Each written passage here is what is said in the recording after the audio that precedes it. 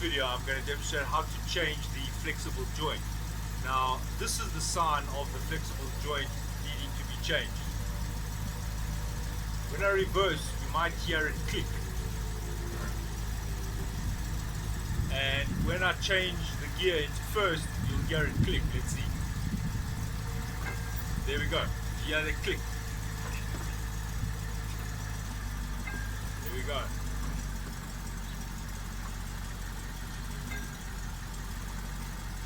Right, so this is the flexible joint, and some people call this a universal joint, some people call it a guibo, whatever you call it. This is the joint which allows the transmission to connect to the drive shaft or prop shaft.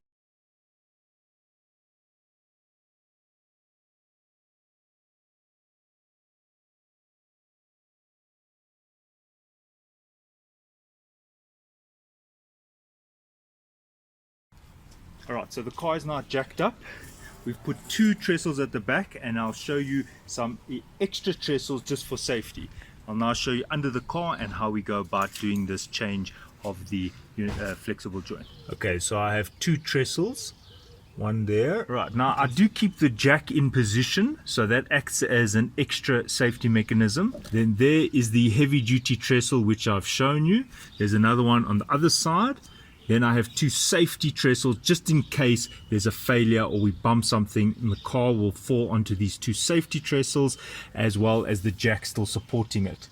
So there I have all in all 4 trestles and a jack. Make sure that the trestles are of the right strength. You see the weight category, that is a heavy duty trestle. You can see the shape of it, while that is more of a light duty trestle. Okay, so take your time in making sure the car, you're in a safe working position and that the car is properly jacked. Now there on the front you can see the wheel is chocked. Remember that the car is no longer the back wheels are in the air. This flexible coupler is actually sitting right here. What you have to do, you have to open this heat protective covering. That's to stop the heat from the exhaust from burning the bodywork. So there we go. This is over there. So in order to get this off, we unfortunately need to take the exhaust off. Okay, so just to step you through the process, overall we're going to have to remove this section of the exhaust. So that means we're going to have to open, there's 2 nuts there, and on that side they're often quite corroded, and they're really often quite tight, so you might need some penetrating oil. We'll have to open here. We'll then have to take this whole cover off, because remember the whole exhaust has to come down, and then we'll have to unhook the exhaust on all of its little rubber dampener holders. So we'll have to release them. Now I have done this job before myself as one person, but it's much easier obviously if you have a second person to help you, because this exhaust is very heavy, and as you lower it, you don't want to let it crash to the floor, so you almost need a trestle or some sort of bucket to hold this exhaust as it comes down. Alright, so now I'm going to start by opening the plates which are in the way of dropping the exhaust. Okay, these are size 13.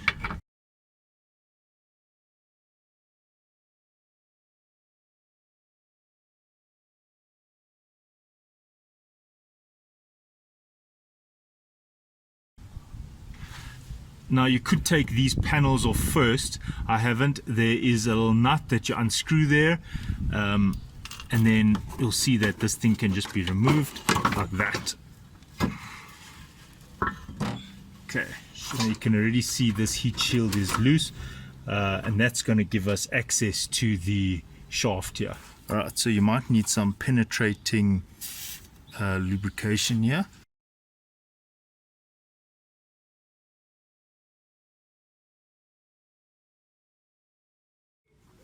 Okay, when you screw these back, just remember that these become brittle. So although I use an impact wrench, impact screwdriver to remove these, when you put them back, my advice is to do these by hand. Don't let it, don't do it automatically. And these also have a lot of vibration. It's best if you replace these after you install this back on. So if you could get some new ones of these, I'm just going to put some Loctite on them, but ideally you should be replacing these after every time you open the exhaust. Right, I have released these two nuts here where there's a little dampener. Now it's up to you if you want to take this one off. I prefer to leave this on because I don't want these exhausts to shift away from each other. But just keep in mind that when you do drop the exhaust, this thing is going to catch here. So you must make sure that you either take this thing off, or when this thing drops down, that you shift back and then down. Otherwise you're going to catch onto this plate and that's going to cause damage. So my advice is probably just take these off just to be safe. Right, now you want to hold up the exhausts because what you're going to be doing, you're going to release these rubber holders. There's one here and there's one earlier on.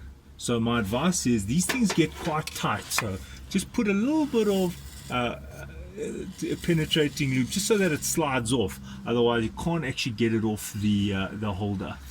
Now if you're doing this by yourself without someone, you'll need to lift this up.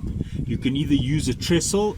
If you're going to use the trestle, just put some wood there because you don't want to scratch and scuff this thing. Now what you're going to do is you're going to remove this here to release the exhaust. Now keep in mind the jack is here. You don't want to the trestle is here. You don't want to displace the trestle, so don't wedge on the trestle. You can do it on the top one or the bottom one, doesn't matter.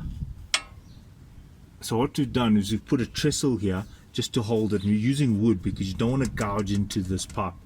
If you make a hole here or you dent it, the hole grows, and it's very difficult to solve that problem because it keeps growing. So be very respectful of this pipe. Now we've got to remove these little rubber holders. You'll see one over here. Okay, we've already started removing it. What you do is you just spray some like some lubrication, some oil, and then what we do is we are just wedging it, making sure not to gouge. Don't gouge the rubber. We're going to reuse it, and if you want, you can press a bit up so that you can release the exhaust.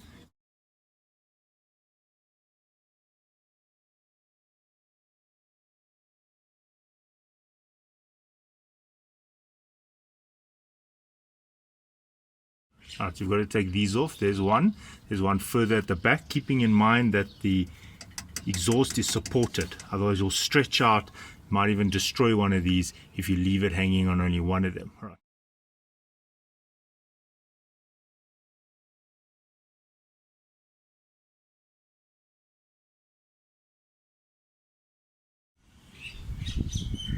Right, so the best way to do this is to make sure you lift it while you're peeling the sides. You don't want this thing to gouge through the little holder here, so that's why we lifted it and then I peeled it out. Right, now the one at the back. Okay, there's one right at the back here. This is right by the bumper. You can see there's the end of the exhaust. This is probably the most challenging because it's hard to get here. Just make sure you support the exhaust when you peel this one out. Right, if you're unable to release that rubber, you can just unscrew that screw and drop the whole bracket out. Right, so there we see, it's a size 13.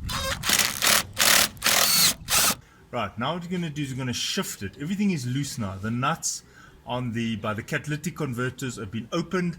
It's loose here. As I said, you could have removed these. I prefer to leave it in place. You can see I've left it in place, but obviously the little dampener here is now shifting. And what we're going to do is we have to go out and then down because it's now resting on the little nuts. The little threads of the from the catalytic converter join. So we're going to go a little bit towards the back, and then we're going to drop it down slowly onto the floor. And then there at the back where it's being held by the trestle, we're just going to push the trestle away so that it can actually go and rest on the floor. We can carry on with the rest of the job. So now that's what we're going to do. We're going to now lift a little bit up and pull towards the back. Okay, pull towards the back. Oh, it's coming. That's it. 1, 2, that's it. Okay, now you must, if you got it, move the trestle. Right, we'll drop it down slowly. Okay, not too bad. But why is it still being held at the back there? I've got this side. Oh, there she goes. You see. Now you've got to release all these screws here so we can open this heat shield.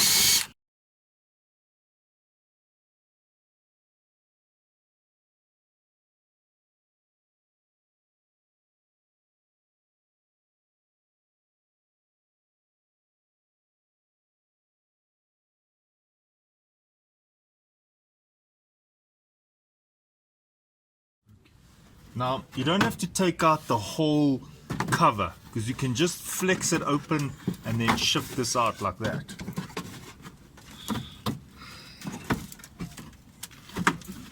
You can see sliding it out. There we go. So there is the flexible disc, which we need to change. So now we're coming to the next step. There's the new one and the old one is sitting in there. So now we've got some more steps we need to do. All right, so you'll need to be able to rotate that shaft. So you'll need to put the car in neutral. On this car, there's an emergency release because it's an auto. So you just use your key or a flat screwdriver and you got to open here. And now I will release the car into neutral. Now on this car it has an electronic handbrake, so you have to release the handbrake. You can either do it manually or you just put the car in the auxiliary position and then you release the handbrake. Handbrake is released and now I switch the car back off. Right, here is the flexible joint which you need to remove. Now you only need to remove the bolts, the three that are joined onto the transmission. So that's this one, and now because it's in neutral I can turn it this one. Then once we've removed this, we'll remove the support bearing and then we can take these off while it's in our hand. So I'm now going to proceed to remove that one, followed by that one and that one. This is a size 18 spanner. You need to wedge the spanner in the back there.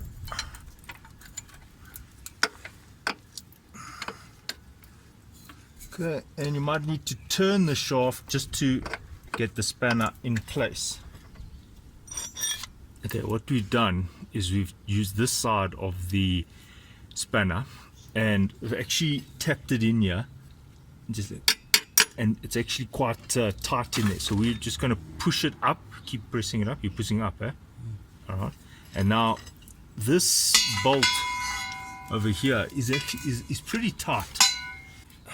Probably got some Loctite on, so I'm using the breaker bar just to open this. There you go. Just a little bit, yeah.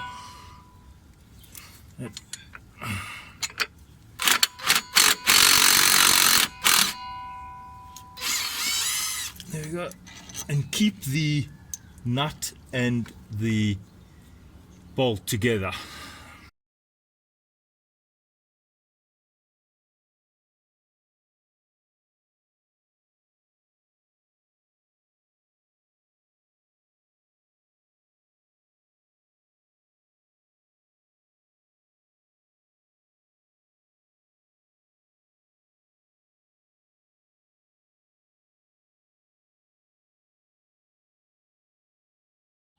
The reason why the shaft is not moving is because the spanner here is wedged on the back of the nut and it's been blocked here, so it's kind of acting like a splint, and I just turn it with a breaker bar.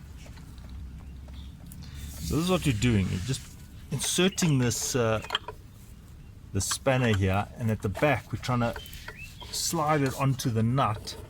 There we go. And once it gets onto the nut, got it.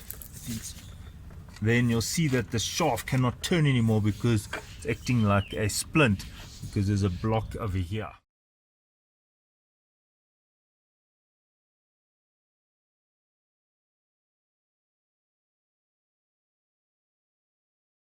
Okay, there's two last screws at the back which you can take out. Okay, go for it. Size 8.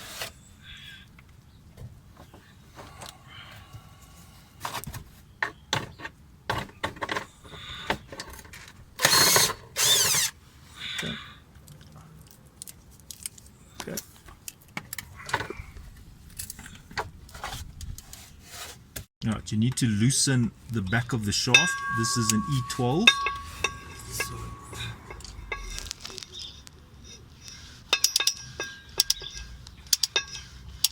Okay. And if you're finding the shaft is moving, what you can do is you can just wedge it with a bar like this so that you can open the back nuts. So you can open here like this. you got it, because now it will fall. Now this thing is very tight, so we put some penetrating lubricant.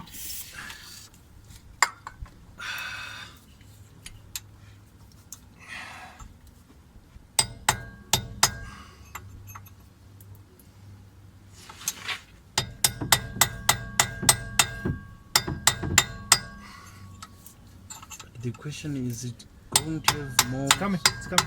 Oh. You ready? You're holding. Yeah. You put your hand here. That's it.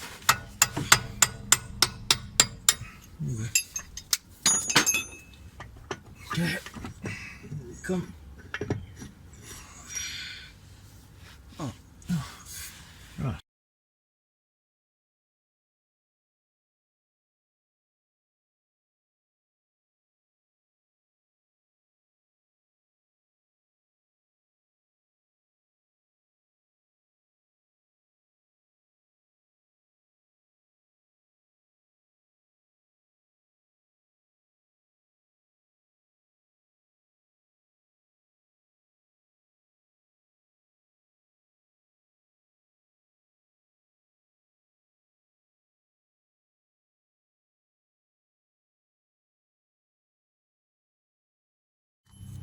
Okay, you can see this thing is not too bad, but here's the new one.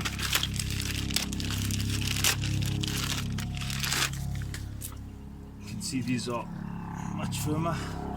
Right. These nipples are going that way towards the transmission. Now you just slot this in. There's a recess here. That recess must bed into that lip there. So that's how you know which side is going where. That lip there goes into this recess.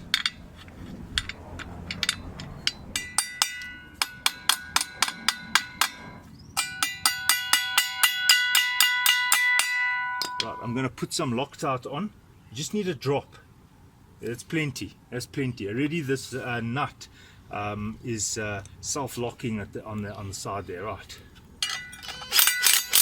Now my advice is first align all of them before you go and tighten them completely. Make sure this free from any oil or anything, must be completely dry.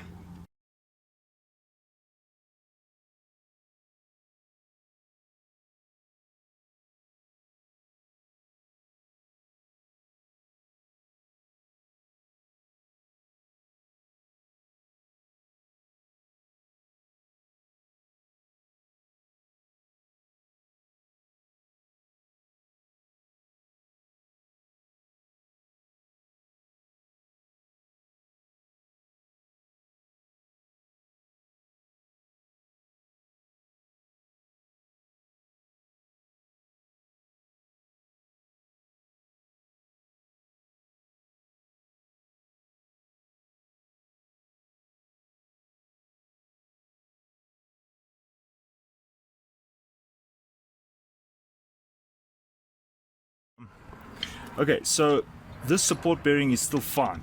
The rubber still in good condition. When I spin it, I don't hear the bearing at all. It does feel a little bit worn. Doesn't need to be changed, but I'll just show you how to open this, and to if you want to change the bearing, I'll show you how to do it, and then we'll just put this back together. Okay, so what we're going to do is we're going to separate this from this. There's the bolt there, or the nut, and what I'm going to do is I'm going to mark it off because this thing is in balance. No, that's stupid.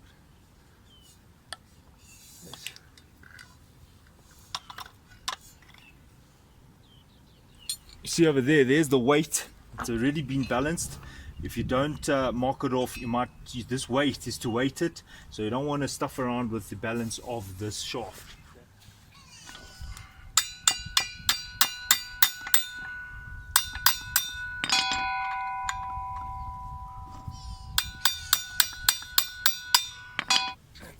Okay, so we're just going to put some oil in here to help separate. Right, now we're going to separate these two shafts from each other.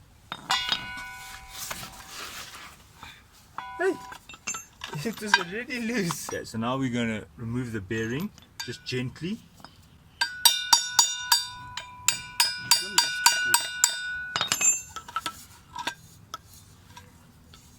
Just careful, careful. If you separate that, Yes. it's a problem. Just hang on. Hang on, hang on.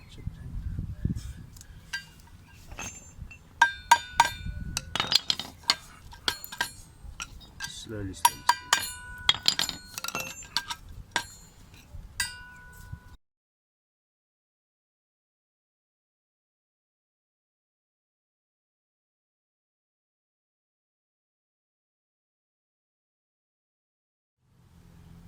Right, there is the bearing inside. Now, you don't have to go and buy this whole fitting. If your fitting is still fine, you can see the rubber is still fine, you can just press out this bearing and then go and put a new bearing in here. It'll save you a lot of money. See, there's the bearing.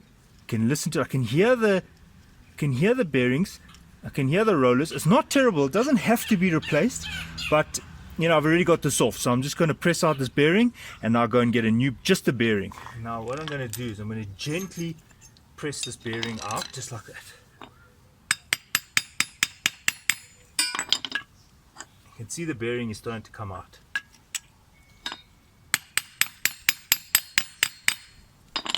This is just the size 32. There's the bearing on its way out, and just help it along with some penetrating lubricant. Okay, now it is almost out.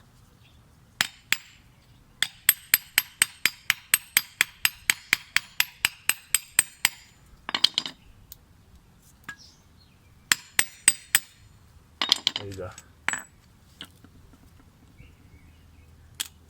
Right, so I've saved this. As you can see, it's still in good order.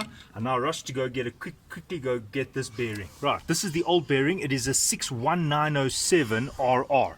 Not easy to find. When I do search for that, it does come up as SKF bearing, even though it is an inner INA.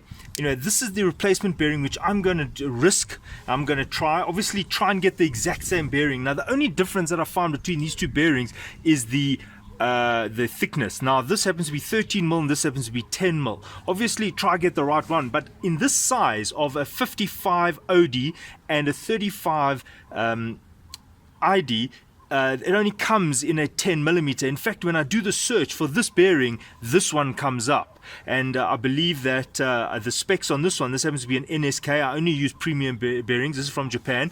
This can do 7,500 RPM. The specs are very good, so I'm going to go with this, but I'm just telling you, try and get the 61907, but I don't think that there's a major difference here other than that thickness, so I'm going to go with this one. Now, to slot this in, you just do the reverse of what I did before. So I'm just going to put a little bit of, I'm just going to oil this up just a little bit so that it can be a bit slippery when it goes in there. I'm going to press it out like that, because now if you look, you can't press on the inside. You can only press towards the outside. If I press there, that is not correct, because that is incorrect, because pressing on the inner when I should be pressing on the entire body.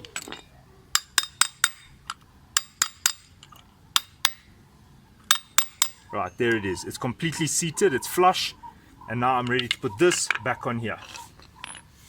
Now, the way it goes in is this side goes this way, so the bigger mouth comes over the shaft here, and that side is the side that meets like that, as you can see. Right, so I'm just going to tap this in now. Okay, that is now seated. Now I'll put the little washer here. Right, I just put some lithium grease here, just very little, just so that these splines do not, if any water or any sediment gets in here, then they do not rust or corrode in any way. Right, now what I'm doing is I'm just getting the alignment right. You can see the lines that I've made there for myself. Now, just to show you this alignment, if you had it in the wrong sequence, maybe you had it the very next, see there's a spline option, you can see there it's going in. Now the very next one is there. I can already see that line is wrong.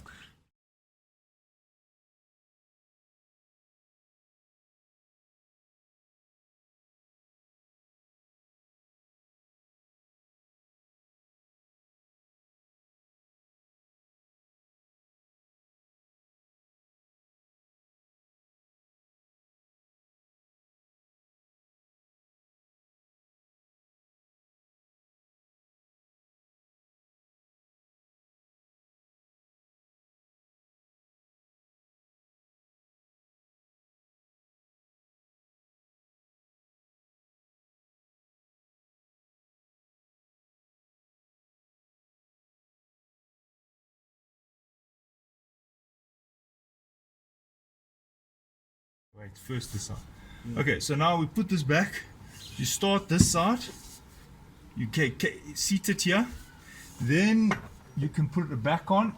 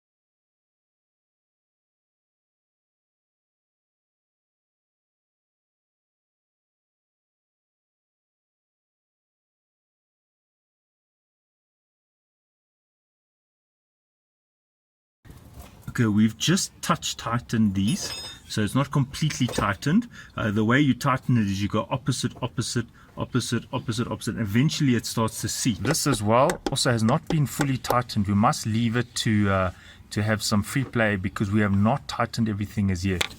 We've got to put these three in these spots over here.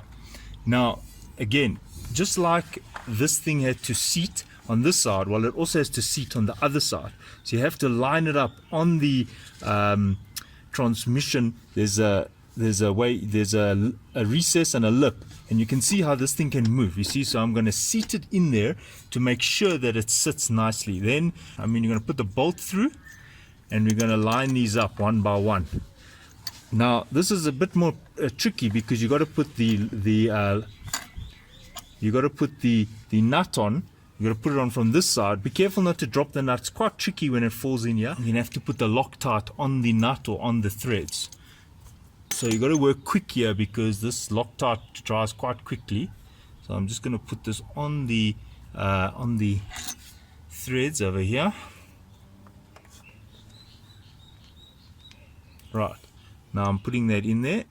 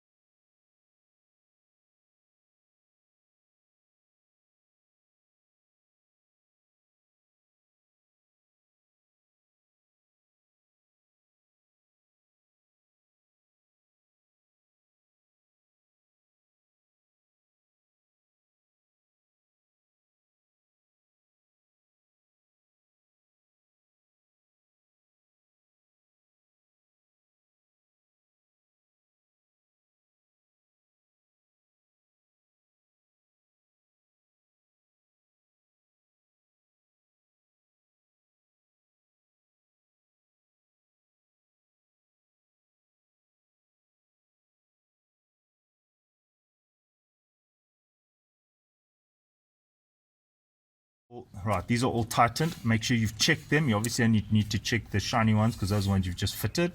The reason why I say check them is because maybe you're rotating this way, then you forgot and you went the other way. So just go around one more time. Don't over tighten these things. Remember, the nut isn't very big, and you're putting the Loctite on it, and it's got at the back something to hold the threads tight. So you don't have to over tighten these things. Okay, so ideally, if you could put some lithium grease here as well, just so that it doesn't seize like it was already seized. I'm just going to put some spray here just because I want to make sure that it sits in. You're going to tighten them, and what will happen is this thing will slowly bed into there. So I've tightened it a little bit, and what you do is you're going to tighten opposite, opposite, opposite, opposite, so it goes in nicely without. So it goes in nicely. Okay. Now that's getting tight. Now I'm coming here. And you'll see as you tighten them, they actually get a bit looser as it sits in there. Right, now I'm coming opposite again. See, this one is loose again. Right, now you can see this one is completely loose, so I'll just tighten this one quickly.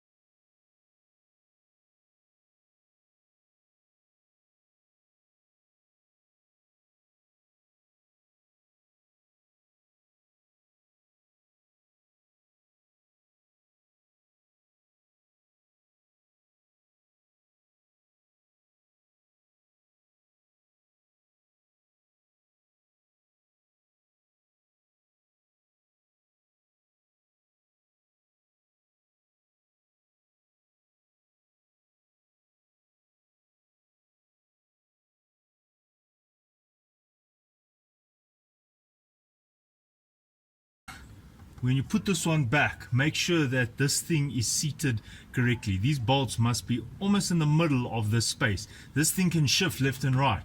You might need to open this gap. You don't want it pressing too much and then wearing out this rubber. So you just want to do this alignment. All you do is just tap it. If you push this thing too far this way, just tap it and it'll shift this way.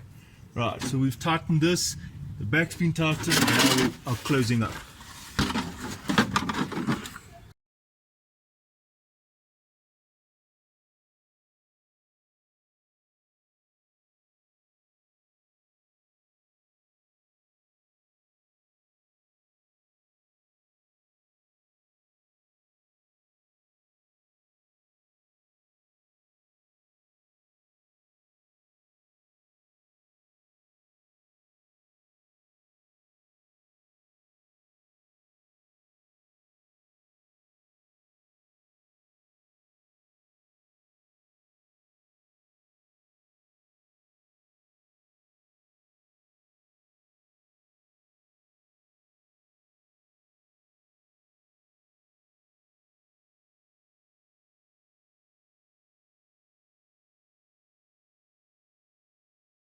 Best is to start at the back and get that side seated into the bumper, because you've got to align these two catalytic converter sides to these exhaust parts here. So it's quite difficult to align these 4 bolts unless the back end is straight. Otherwise you'll find that it's not straight. And also you don't want to put a lot of stress on this part, these threads here.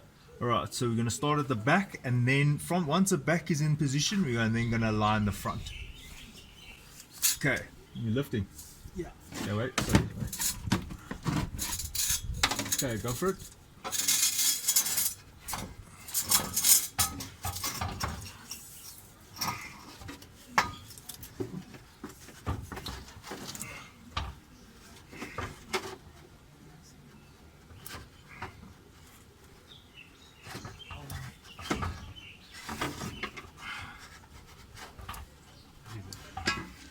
Right, so you can support the exhaust. It's not fully in, it's in there but not here. So I'm just going to put this plate back just to hold it in place.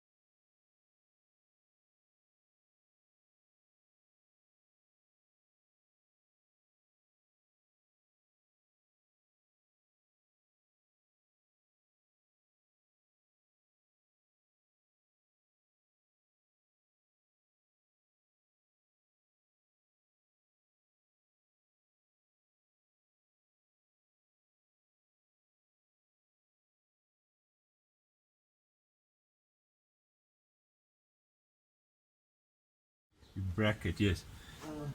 All right. First putting nuts. Yeah, that's it. I'm coming there now. Right, now the order of putting this back. These nuts here, you do last. Because we're going to be shifting this thing and bouncing it up and down while we try and put the rubbers. You can't put strain on this. You don't want to.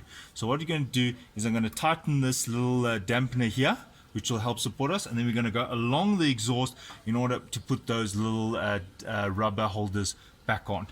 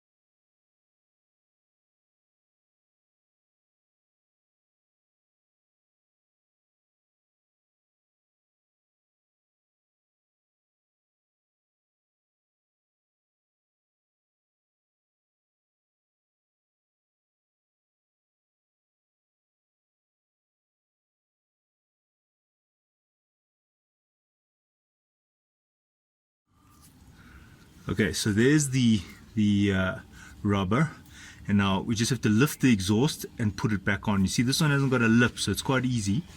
So this is where it's good if you've got someone to help you push the exhaust up, and then you just put this on.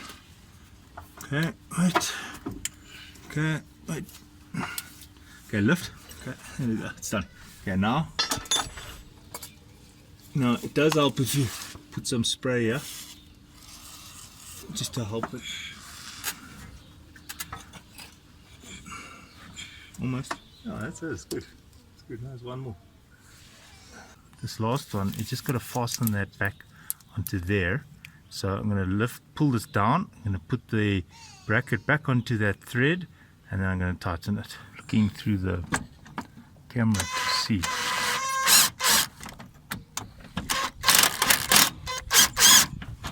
Alright, so the last step is to close these nuts. Now you should be replacing these nuts every time you remove them. Now a very important thing is that they have no oil on them. So you remember I did put the penetrating lubrication when I removed them. So now what I'm going to do is I'm going to use thinners just to clean them. This is lacquer thinners. You can use enamel thinners, it doesn't matter. But whatever type of thinners, you use it to clean these nuts. So there, that's what I'm doing. I'm just cleaning them in the lid. There's the thinners inside. There's the thinners inside there, and now you can see there's a completely immersed nut in the thinners. It's totally bone dry. It's got no oil, bone dry from oil. And now I've already cleaned these threads, and now I can put the nut on. Okay, and as I said, these you should tighten manually. Don't use your impact screwdriver to tighten these ones. Now don't tighten it completely.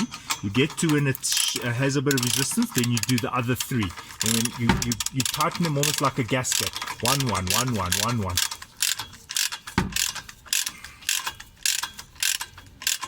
Right, it's getting tight. It's not fully tight. I go to the other side, and I'm now tightening the other side of the exhaust.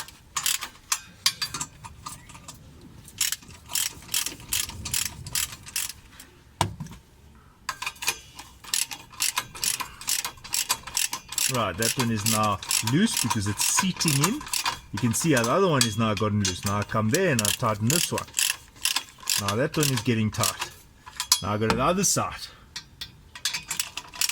Right, and that's the end of the job. So now you're good to go. Check all your stuff, and well done. You finished the job. Right, so you've done the change now, and you've probably found that it doesn't give you aggressive, or well, let's call it abrupt gear changes where it kind of throws you back and forward. Now, it's not a bad idea to calibrate the transmission. Now, here, if you want to see how to do it, here is how you reset and calibrate the transmission adaptations. Now, just keep in mind, something that I'd like to tell you is that this is quite an extensive procedure. As you can see, this is taking at least 40 minutes, and give yourself 2 hours because it's a long drive to calibrate this gearbox if you're on the ZF speed gearbox, 6-speed gearbox. If you're not, well, you can look at your specific gearbox and see how to calibrate it. But keep in mind, it's something you have to do because you didn't change the pressures in the transmission. You didn't make any changes to the solenoids or anything like that. So you don't have to do this.